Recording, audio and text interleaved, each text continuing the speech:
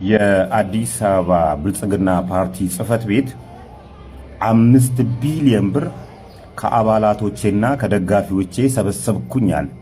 5 ቢሊዮን ብር እንዳውም 100 ሚሊዮን ብር ስለሚበቃኝ ቀሪውን ለማህበራዊ ጉዳይ አውለዋለሁ አለን። ሀገራችን በየ5 ዓመቱ ይክፋም ይልማም ምርጫ ታደርጋለች። ለዚህ ምርጫ ከፍተኛ በጀት ነው መድበው። በዚህ ምርጫ ወቅት አንድ ቅብርጥሴ የተባለ ፓርቲ የሆነ ብሔር ተወካይ ነኝ ብሎ ብቅ ይላል። መስፈርቱን እስካሟላው ድረስ መብቱ ነው። ከመጣ በኋላ በምርጫ ወቅት አንዲት ለሀገር የምትጠቅም ሐሳብ ሳያነሳ፣ ፖሊሲ ሳያመጣ፣ ፕሮግራም ሳያወጣ ምርጫው ይጠናቀቃል። ከምርጫ በኋላም በጣም በጣት ከሚቆጠሩ ፓርቲዎች በስተቀር ሌላዎቹ ይኑሩ ይሙቱ ይጥፉ የሚታወቅ ነገር የለም። እንደገና ምርጫ ሲመጣ ተመልሰው ይመጣሉ። ይሄ ከምን የመነጨ ነው ካልን ሀገር ምርጫ በመጣ ቁጥር በጀት ተመድብና ይህንን በጀት ለፓርቲዎች ታከፋፍላለች። እናየዋለን።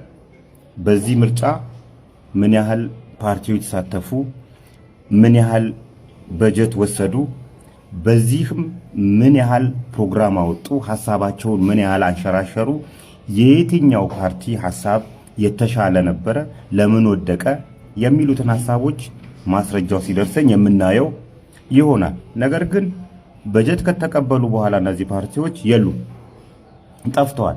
ይሄ የሚመነጨው ፓርቲዎቹ ሲጀምር የሚመጡት በጀት ፍለጋ ነው እንጂ ለሀገር አስበው የሆነ ፖሊሲ አውጥተው ፕሮግራም አውጥተው ለህዝብ የሚጠቅም ነገር ነው ብለው ለማስረዳትና ህዝብ አሳምኑ ምርጫ ለማሸነፍ አይደለም። በጀት ይሰጣቸዋል። ኦልሬዲ ያቺን ይቀራመቷታል፣ ይሄዳሉ። ነገር ግን እኔ ለምወደው ፓርቲ ፕሮግራሙ ጥሩ ነው፣ ለሀገር ይጠቅማል ብዬ ለማስበው ፓርቲ ብር ማዋጣለት ቢሆን ኖሮ አመቱን ሙሉ 5 ዓመቱን ሙሉ አወጣለታለሁ። ስለዚህ ያ ፓርቲ እየጠነከረ ይሄዳል። የኔነት ስሜት ይሰማኛል። ያ ፓርቲ እንዳይወድቅ አደርገዋለሁ። በበለጸጉት ሀገራትም ሀገር ለፓርቲዎች በጀት አትበጅቡት። ፓርቲዎች በብዛት ከአባላቶቻቸውና ከደጋፊዎቻቸው በሚያሰባስቡት ገንዘብ ነው ወጫቸውን የሚሸፍኑት። ኢትዮጵያ ውስጥ ግን እንደሱ አይደለም። አፍሪካ ውስጥም አንዳንድ ሀገራት ላይ እንደዚህ አይደለም። ሀገር ነች የምትሸፍነው። ስለዚህ በጀቷን ይቀራመቷትና ይሄዳሉ። በዚህ አጋጣሚ የአዲስ አበባ ከተማ መስተዳድር ብልጽግና ፓርቲ ጽህፈት ቤት የጀመርከው ስራ እውነት ጥሩ ነው፣ ይበል የሚያስብል ነው።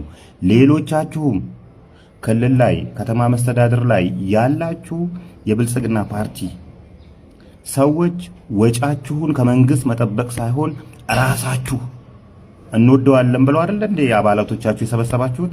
ስለዚህ ለምትወዱት ፓርቲ ማዋጣት ያለበት አባላት ናቸው። ከአባላትና ከደጋፊዎቻችሁ በመሸፈን ከመንግስት በጀት ራሳችሁን ልታላቀቁ ይገባል። ሌሎቻችሁም ፓርቲ ነን ያላችሁና በየ5 ዓመቱ ብቅ የምትሉ ሰዎች ይሄንን ትሬንድ መለማመድ አለባችሁ። የአዲስ አበባ ከተማ መስተዳድር በዚህ አጋጣሚ ያረከው ነገር ይበል የሚያስብል ነው።